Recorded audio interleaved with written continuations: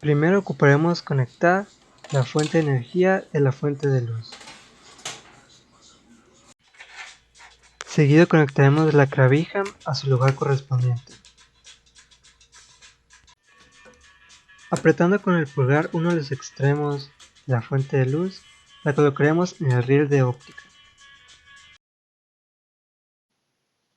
Trataremos que el indicador triangular que tiene en los extremos quede en el lugar de los 0 centímetros en la regla amarilla que se muestra en el riel de óptica.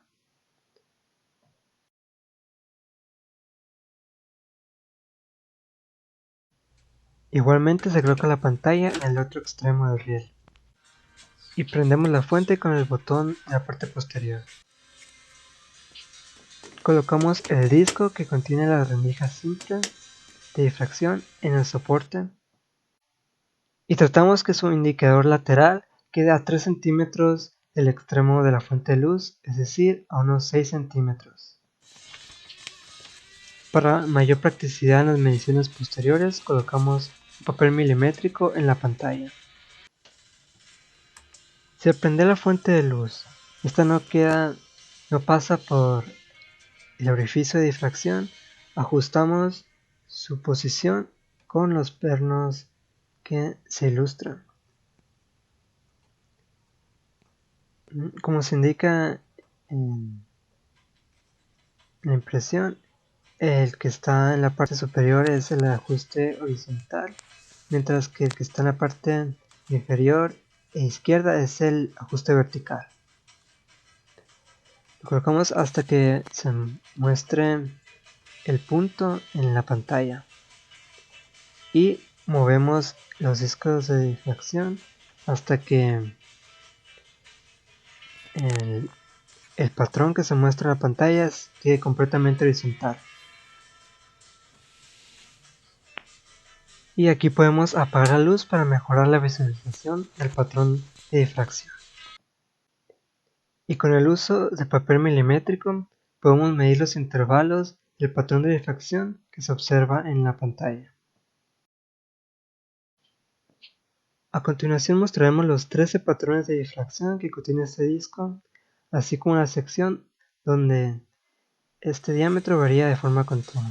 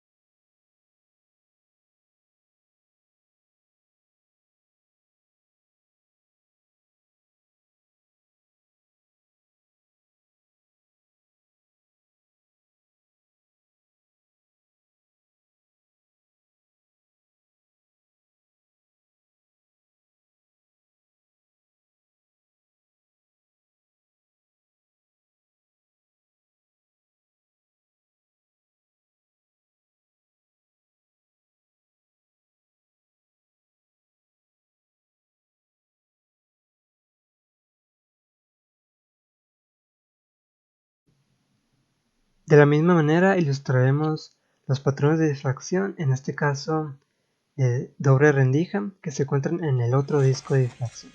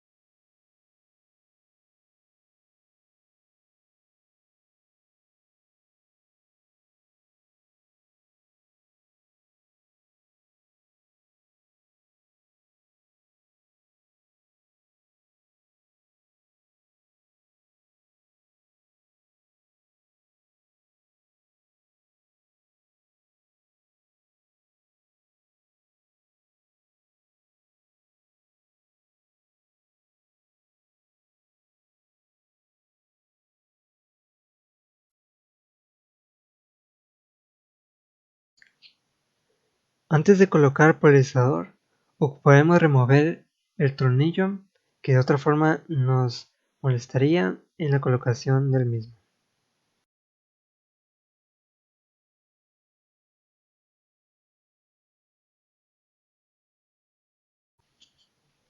Notamos que si interponemos el polarizador en el camino del haz, este no reduce su intensidad notablemente.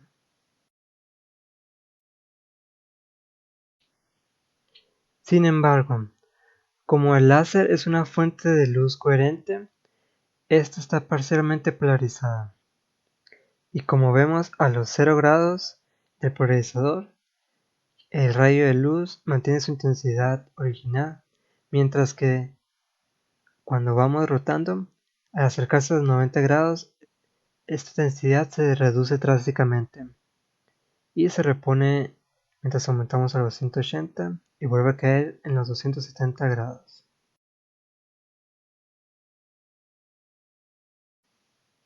Ahora colocamos el otro disco de polarizador en la parte trasera de la misma sujeción.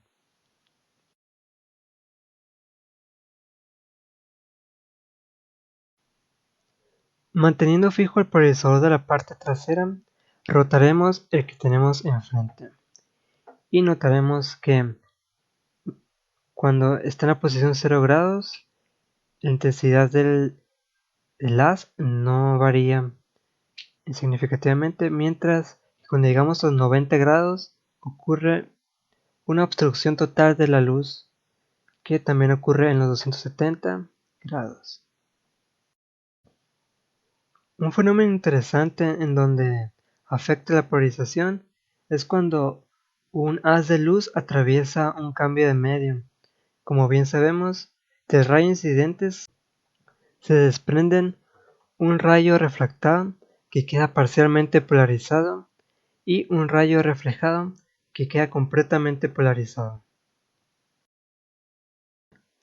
Un valor importante del ángulo de incidencia es el ángulo de Brewster, en el cual el rayo reflejado tiene su polarización máxima posible y, a su vez, tiene una separación de 90 grados con el ángulo refractado. Para este octo experimento ocuparemos colocar una base en el riel de óptica como se muestra aquí. Seguido de esto se enrosca un plato con una graduación de grados. Sobre esta se coloca este otro soporte que va a girar. Y finalmente sobre esta el cristal semicircular de acrílico. En primera instancia veremos el haz refractado. Al girar la base vemos cómo varía su declinación.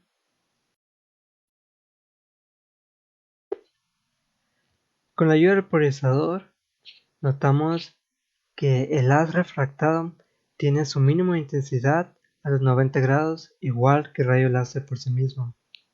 Y notamos igual que en esos 90 grados todavía se puede notar el haz, es decir, no está completamente polarizado como dice la teoría.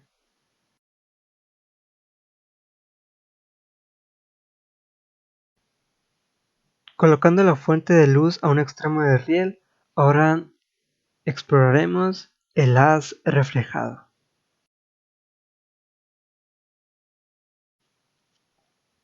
En esta ocasión, con ayuda del polarizador, notamos que efectivamente a los 90 grados ocurre una obstrucción total del haz reflejado.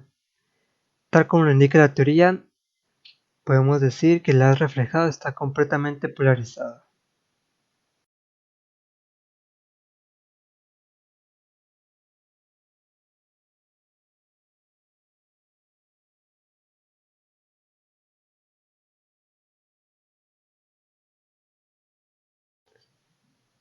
Ahora, para encontrar el ángulo de Brewster, utilicemos la ayuda de una escuadra transparente que montaremos en el disco giratorio que soporta el cristal, el cual giraremos hasta que los rayos que pasan a través de la escuadra queden perpendiculares a sus lados, como se observa hasta el final de este video.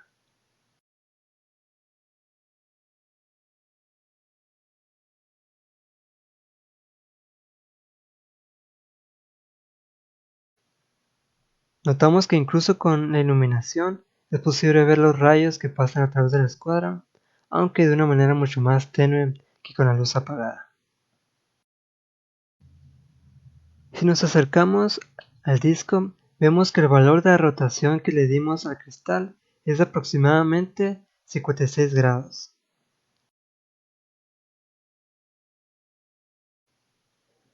Usando la ley de Snell, el hecho de que el ángulo de incidencia es igual al ángulo reflejado y que para el caso del ángulo de Brewster, el ángulo reflejado y el refractado tienen una separación de 90 grados, llegamos a la primera ecuación que se muestra.